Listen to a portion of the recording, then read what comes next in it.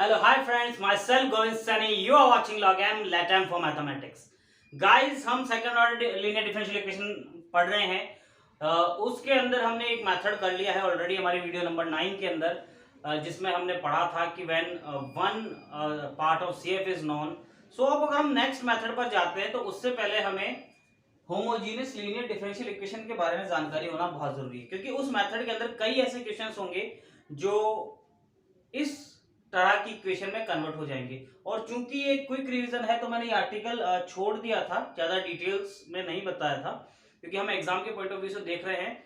सो आइए देखते हैं इस तरह की डिफरेंशियल इक्वेशंस क्या होती हैं। ठीक है, हमें बहुत थोड़ा बेसिक इसके बारे में जानकारी होगी, जिससे कि हम जो अगला लेक्चर आएगा जिसके अंदर मैं डिस्कस करूंगा आपके साथ में सेकंड ऑर्डर डिफरेंशियल इक्वेशन के सॉल्यूशन का एक और मेथड, तो उस मेथड में और उसके बाद एक दो मेथड में इस तरह की होमोजेनियस लीनियर डिफरेंशियल इक्वेशन के सॉल्यूशन निकालने का हमें जरूरत पड़ेगी। तो आइए देखते हैं क्या होती है होमोजेनियस लीनियर डिफरेंशियल इक्वेशन। क्या होती है होमोजेनियस लीनियर डिफरेंशियल इक्वेशन? तो यदि हमें कोई डिफरेंशियल इक्वेशन इस फॉर्म में दी हुई हो जिसमें x raised to power n dny by dxn plus a1 x raised to power n minus 1 dn minus 1 y over dxn minus 1 and so on a n minus 2 x raised to power 2 d2y by dx square plus a n minus 1 x dy by dx plus a n y equals to q of x। इस तरह की form में यदि कोई equation दी हो, देखिए इसमें specially क्या है, इसमें यह है कि यहाँ पर n ऑर्डर डेरिवेटिव है तो यहाँ x की पावर n है, यहाँ पर n-1 ऑर्डर डेरिवेटिव है तो यहाँ x की पावर n-1 है, यहाँ पे 2 ऑर्डर डेरिवेटिव है या तो x की पावर 2 है, यहाँ dy by dx है तो यहाँ पे 1 पावर में है, और यहाँ पर कोई डेरिवेटिव नहीं है तो कोई x नहीं है। तो यदि कोई इक्वेशन इस फॉर्म में गिवन हो तो उस इक्वेशन को कहते हैं होमोजेनियस लीनियर डिफरेंशियल इक्वेशन। ठीक है, यहाँ पर n ऑर्डर है तो n x की पावर n, यहाँ पर n-1 है तो यहाँ पे n-1, यानी कि अगर कोई डेरिवेटिव है इक्वेशन में तो उसके साथ में x की पावर उतनी होनी चाहिए जितना उसका ऑर्डर है। ठीक है, तब ये इक्वेशन क्या कहलाती है होमोजेनियस लीनियर डिफरेंशियल इक्वेशन। इस इक्वेशन को हम किस में कन्वर्ट कर लेते हैं, हम इसको कर लेते हैं सिर्फ लीनियर डिफरेंशियल इक्वेशन में। ठीक है, होमोजेनियस पार्ट यानी जो x पावर n है इसे हम रिमूव कर देते हैं। उसको रिमूव करने का जो प्रोसेस है वो इस तरह से है कि हम क्या करते हैं, let z is equals to log x और x equals to e raise to power z, ये हमें मानना होता है। और इसको मानने के साथ साथ हमें एक और चीज माननी पड़ती है कि जब ये सब्स्टिट्यूशन होता है इक्वेशन में तो डायरेक्टली आपको याद रखना है कि x d over dx convert हो जाता है d ओवर dz में।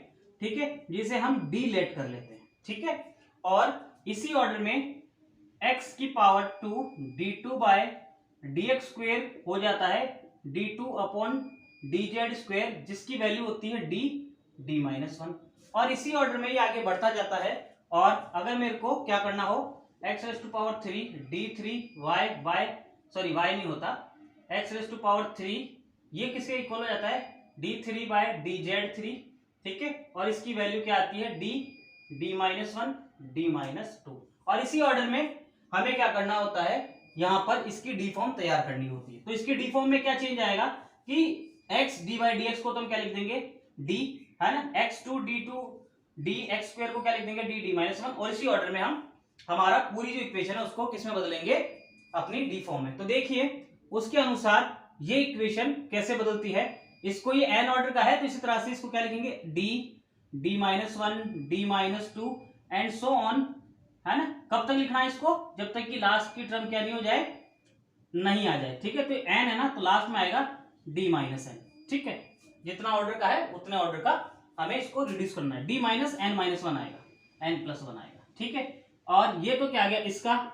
इसी प्रकार इसमें a1 इस पूरी टर्म के लिए ये भी इसी तरह से कटेगा d-1 and so on d-2 n+2, ये इस रेंज में हो जाएगा। और इसी ऑर्डर में हम बाकी सबको कन्वर्ट कर लेंगे। इसको क्या लिखेंगे, देखिए यहां से d-n-2 चल रहा है साथ में, इसको क्या लिखेंगे d-1, और इसी ऑर्डर में लास्ट वाली टर्म क्या बन जाएगी a-1 d और फाइनली an, और सबका y जो है वो क्या आ जाएगा, कॉमन आ जाएगा, y कॉमन बराबर q ऑफ।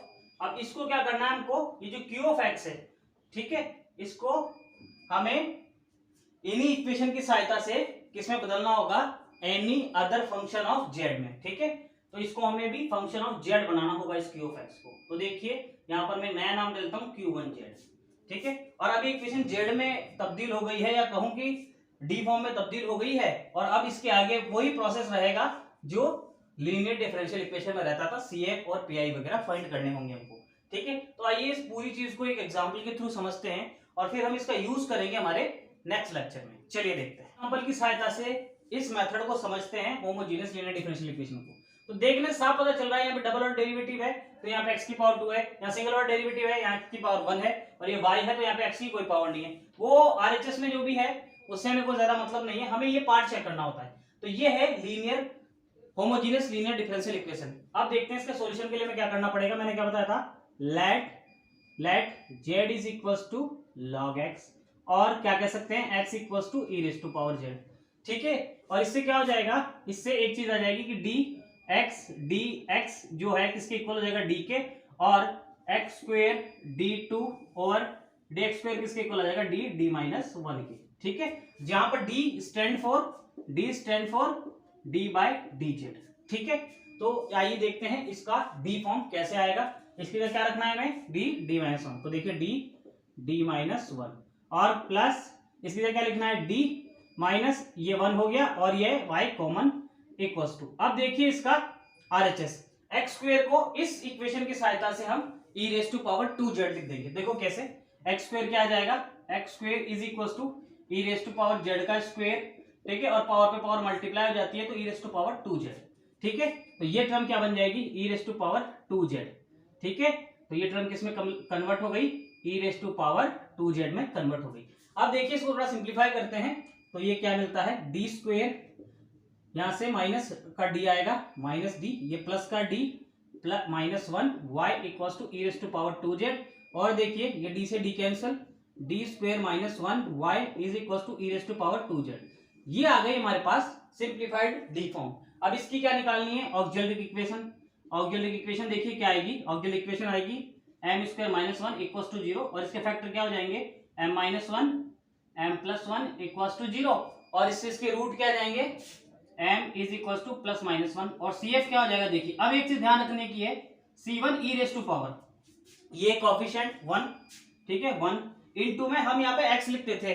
ठीक है, लेकिन यहाँ पर चूंकि हमारा जो वेरिएबल है, जो इंडिपेंडेंट वेरिएबल है, वो z हो चुका है, x से किसमें बदल गया है, z में, तो उसी कारण हम यहाँ पर क्या लिखेंगे, z लिखेंगे। चलिए plus C2 e raise to power minus 1 z आएगा। ठीक है, z आएगा, बस इतना ध्यान रखना है, और इसको CF हो गया है। अब हम इसका PI फाइंड करते हैं। तो देखिए इस इक्वेशन का PI कैसे आएगा, PI is equals to 1 upon d square minus 1 e raise to power 2z। हमें क्या करना होता है, जो e की पावर में जो भी वेरिएबल है उसका जो कोएफिशिएंट है उसे d की जगह रखना होता है। ठीक है, तो यहाँ पर क्या है, 2 है वेरिएबल, 2 को यहाँ रखो, कितना आएगा 1 अपॉन 2 का square 4 minus 1 e raise to power 2z, और देखिए इसको सिंप्लीफाई करने पर e raise to power 2z upon कितना आ जाता है 3। ये PI ये CF दोनों को कंबाइन कर दो, दोनों को जोड़ दो, तो आएगा solution y is equals to CF plus PI। तो क्या हो जाएगा, CF की ये value C1 e raise to power z plus C2 e raise to power minus z, और PI की ये value e raise to power 2z by 3। अब देखिए दोस्तों, हमारे पास जो गिवन इक्वेशन थी वो x और y में थी। ठीक है, तो हमें इसको z से किस में वापस बदलना होगा, x और y की फॉर्म में। ठीक है, तो y तो ऑलरेडी है हमारे पास, तो देखिए इसको किस तरह से हम x में तब्दील करते हैं। तो e raise to power z को तो क्या लिख सकते हैं, x, तो देखिए यहाँ पे e raise to power z है, इसको x लिख दिया, plus C2 e raise to power minus z को, तो देखिए जब इसकी दोनों तरफ पावर माइनस में ले लूंगा, तो देखिए क्या मेरे पास ये आएगा माइनस 1, और यहाँ से क्या हो जाएगा माइनस z, तो e raise to power minus z को क्या लिखेंगे, x raise to power minus 1। ठीक है, तो ये क्या हो जाएगा, x raise to power minus 1। इसको आपको डायरेक्ट अगर ध्यान में रखना है, तो देखिए जो भी z का कोएफिशिएंट होगा e की पावर में, वही x की पावर आ जाएगी, x का एक्सपोनेंट आ जाएगा। तो देखिए यहाँ से plus e raise to power 2z को किसमें बदल देंगे हम, वापस x में, तो वहां से क्या आ जाएगा x स्क्वायर, तो ये आ जाएगा x स्क्वायर बाय 3, और ये फाइनली किसमें हो गई इक्वेशन, x के अंदर आ गई है।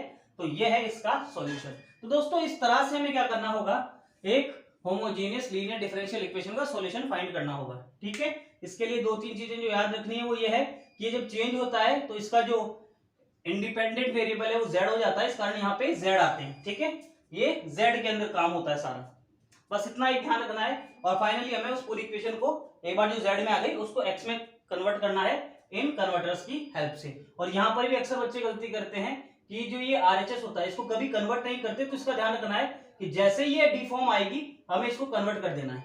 ठीक है, तो ये कुछ चीजें थी। अब हम इसका यूज करेंगे हमारे जो नेक्स्ट लेक्चर होगा, लेक्चर नंबर 11 में, जिसमें हम सेकंड ऑर्डर डिफरेंशियल इक्वेशन के सॉल्यूशन फाइंड करना सीखेंगे। ठीक है, वहां पर ये कहीं पर एक जगह काम में आएगा। So that's it from my side, myself Govind Sunny, you are watching log M LATAM for mathematics.